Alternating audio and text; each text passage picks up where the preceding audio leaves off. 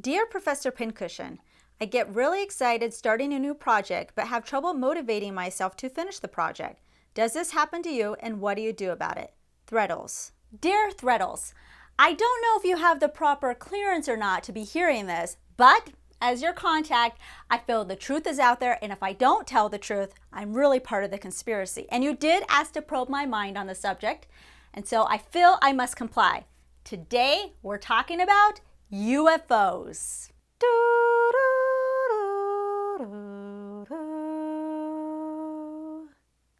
Yes, UFOs, otherwise known in the craft world as unfinished objects or projects that will always remain projects. Now, some of us like to keep our UFOs off the radar, if you know what I mean. This is definitely a dirty little secret that many of us have, so you're definitely not alone in the galaxy on this one. Yes, even I, Professor P. Pincushion, have UFOs. How old are some of these UFOs? Well, let's just say if a few of them started off as little green men, some of them would be big green men at this point. I think first, to understand why we have UFOs, we must first understand what leads to a UFO. Nobody goes through the trouble and say, I'm going to make a UFO. We don't go through the hassle of purchasing everything and then cutting everything up and then go, meh, maybe I'll finish, maybe I won't. I've come up with top causes that will most likely lead to a UFO. Number one, we get stuck at pattern directions that read more like extraterrestrial language. Why? Why can't you use normal words? What do you want from me? Number two, we have project ADD. Ooh, new project. Number three, you forget an element like a zipper. So the project stays on hold until you get the zipper, but every time you go to the fabric store, you never remember to get the zipper, so the zipper's always forgotten and you never get to put it in your dress, and therefore it stays forever on your to-do list. And number four, alien abduction. But frankly, that's a pretty good excuse for not finishing something. So to summarize, everyone has UFOs. I have UFOs, you have UFOs, and for those of you saying, I don't have any UFOs, I finish everything. Well, good for you. Really? Not one UFO? Seems a little bit alien to me.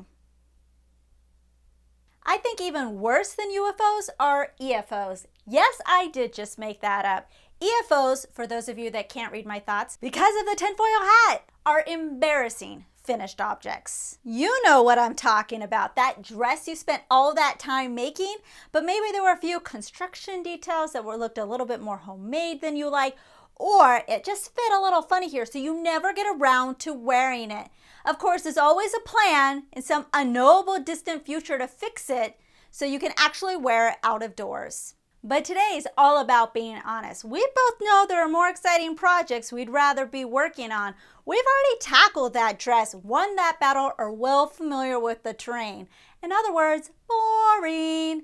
Why admit the dress actually tackled us when we can try and neuralize that memory and move on to a better, more thrilling project? We could own up to our UFOs and EFOs, but let's admit it. We're both looking for a good cover-up story here so we don't have to feel as guilty. Maybe a pal says, whatever happened to that dress you were working on?